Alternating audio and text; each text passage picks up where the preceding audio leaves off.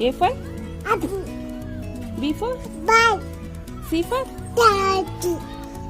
D for dog. చిలక చెప్పు. చిట్టి చిలక అమ్మ కొట్టిందా, తోటకెళ్ళావా, పండు తెచ్చావా? పండు ఎలా తెస్తావో చూపించు. చూపించు.